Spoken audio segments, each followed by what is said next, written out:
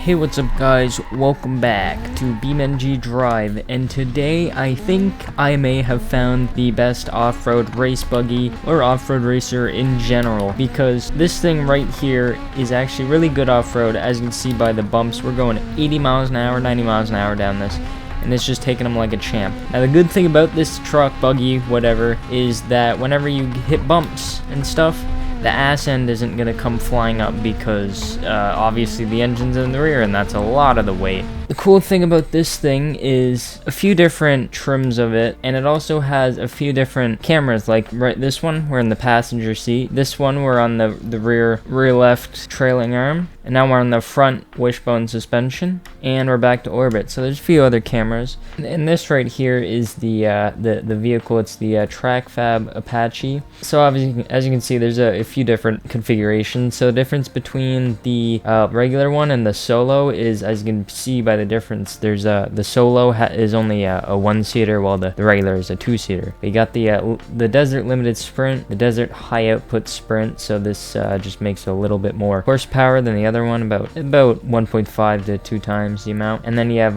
the short course and then the sand car. I'm not sure the exact differences between the Desert Limited Sprint and the short course. Someone could tell me down in the comments. I'm not very much into the differences, but so we're gonna try this on what I think is the hardest time trial in BeamNG, which is in fact the Calamity Peak Sprint. This is a very unforgiving track, and you have to use the new trophy truck. Bruh. We're not going to be able to use the proposed vehicle, which means we're going to have to use this vehicle, which is the 300 horsepower one. Now, I think this thing is about half the horsepower of the proposed truck, but it's probably about half the weight as well, with probably a better suspension setup. So it's basically like driving an off-roader off-road compared to a Dodge Hellcat with off-road tires on it. So it's a little bit squirrely because it's in the sand, so that's a thing to worry about. Well, that's an oopsie daisies. I'm gonna try this on a hood view, see if I can get a different result. Who needs the road anyways? It just slows you down.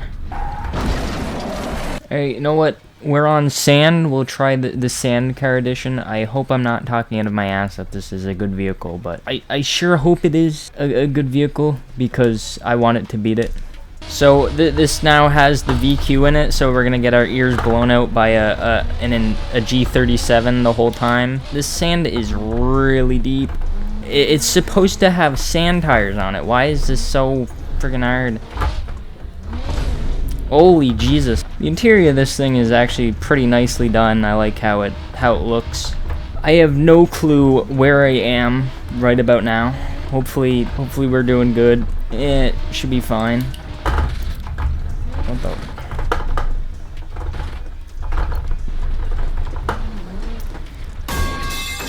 That's the downside of a light vehicle. Those shrubs will absolutely ruin you.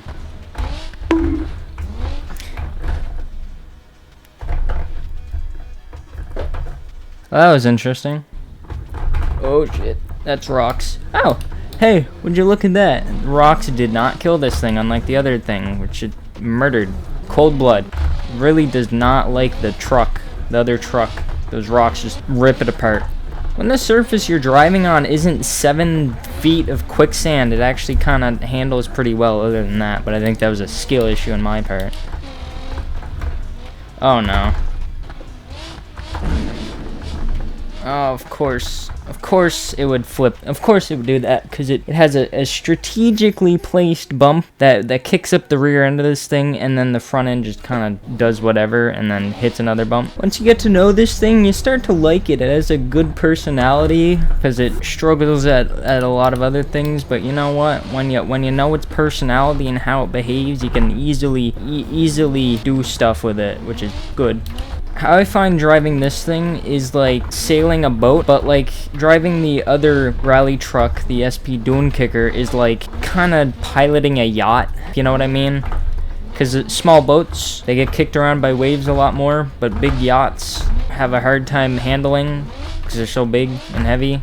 Kind of got a speed section here until I hit a jump that I know I'm not gonna land. Like that. Oh, I saved this, it kicked it up, and then put it down. Trying to use these ruts to my advantage, but it kind of just flows over them like it's weightless, because this thing probably weighs like 2,500 pounds at max. No rocks. Run's not dead yet. Okay, a little bit off track, but that's fine, that's fine. I'm acting like those rocks and bushes are mines, because honestly to this thing they probably are. Alright, slow it down for this jump. Don't need to take it huge. Okay, barrier, you asshole. Okay, this is what it's supposed to excel at, which I'm pretty sure it will excel at, until you gotta turn, which it won't, like, because the front wheels aren't on the ground. You need contact with the ground to turn a vehicle, if you know what I mean, I think. If you know what I mean, of course you know what I mean. Getting pretty smooth through that.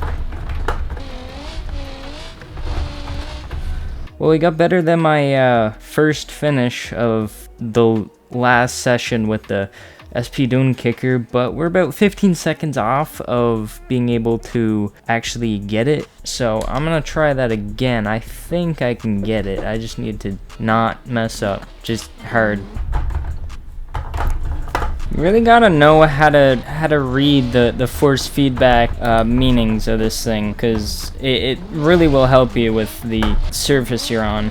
Because if you just lose force feedback, you're on like deep sand and you're not having any traction. But if you have lots of force feedback, you're on like dirt. Okay, okay, okay. Save it, save it. Ooh, that was close. Hello there. No! Oh my... Go! Go! Go! No! Oh my god. Fuck!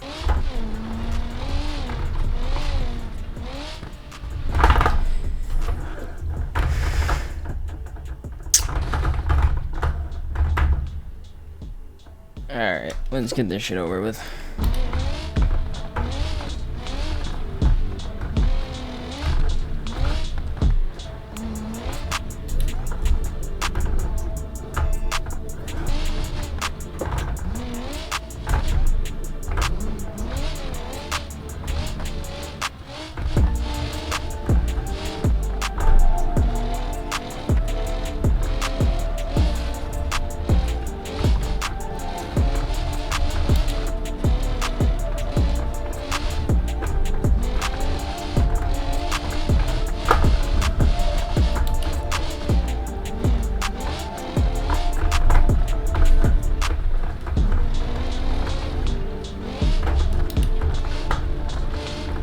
Come on, come on, come on. Let's go. Let's go. Let's go. Rolls it into the finish line, but you know what? I do not care. Whew. Yeah. Would you look at that?